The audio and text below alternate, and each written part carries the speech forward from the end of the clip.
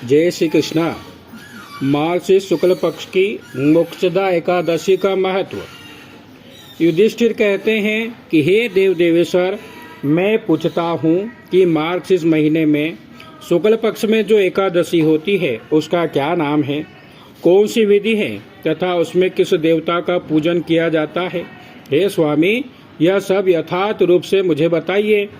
तब श्री कृष्ण भगवान ने कहा कि हे नरश्रेष्ठ, मार्गशीर्ष महीने के शुक्ल पक्ष में कृष्ण पक्ष में उत्पत्ति उत्पन्न नाम की एकादशी होती है, जिसका वर्णन मैंने तुम्हारे समक्ष पहले ही कर दिया है। आप शुक्ल पक्ष की एकादशी का वर्णन करूंगा, जिसके श्रवण मात्र से वाजपेयी यज्ञ का फल प्राप्त होता है। उसका नाम मोक्षा एकादशी है, जो सब पापों का अपहरण करने वाली है। हे राजन, उस दिन यत्न पूर्वक तुलसी की मंजरी तथा धूप दीप आदि से भगवान दामोदर का पूजन करना चाहिए। पूर्वोक्त विधि से ही दशमी और एकादशी के नियम का पालन करना उचित है। मोक्षा एकादशी बड़े बड़े पातकों का नाश करने वाली है। उस दिन रात्रि में मेरी प्रसन्नता के लिए नृत्य गीत और स्तुति के द्वारा जागरण करना चाहिए।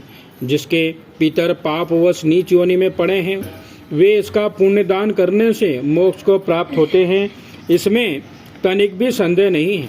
पूर्व काल की बात है कि वैष्णव से विभूषित परम रमणीय चंपक नगर में वेखानस नाम का राजा रहता था।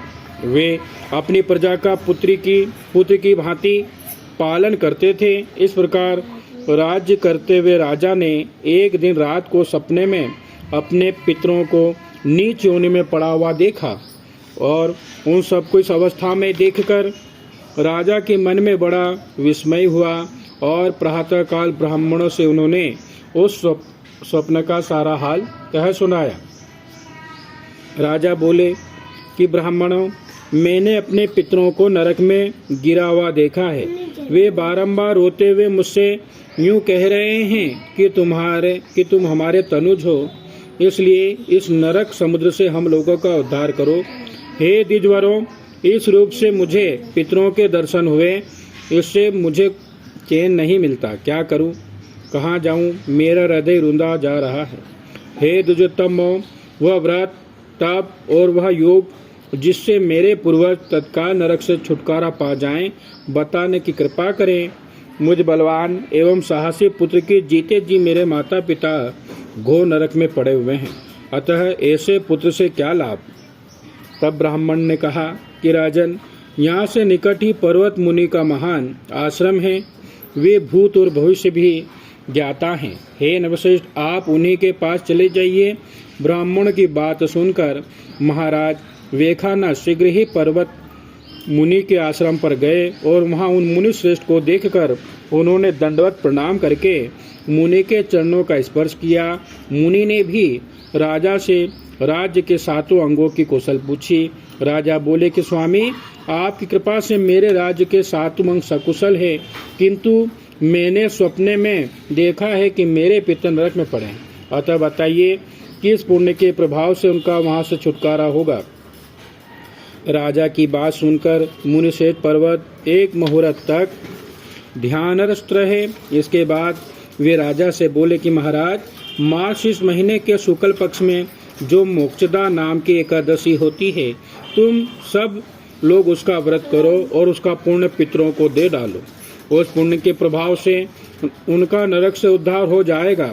भगवान श्री कृष्ण कहते हैं कि युधिष्ठिर, मुनि की ये बात सुनकर राजा पुनः अपने घर लौट आए, और जब उत्तम मार्गशीर्ष मास आया तब राजा वेखानस ने मुनि के कथन अनुसार मोक्षदा एकादशी का व्रत करके उसका पुण्य प्राप्त किया। व्रत करके उसका पुण्य समस्त पितरों सहित पिता को दे दिया। पुण्य देते ही क्षण भर में आकाश से फूलों की वर्षा होने लगी। वेखानस के पिता पितरों सहित नरक से छुटकारा पा गए, और आकाश में जाकर राजा के प्रति यह पवित्र वचन बोले कि बेटा, तुम्हारा कल्याण हो। यह कहकर वे स्वर्ग में चले गए।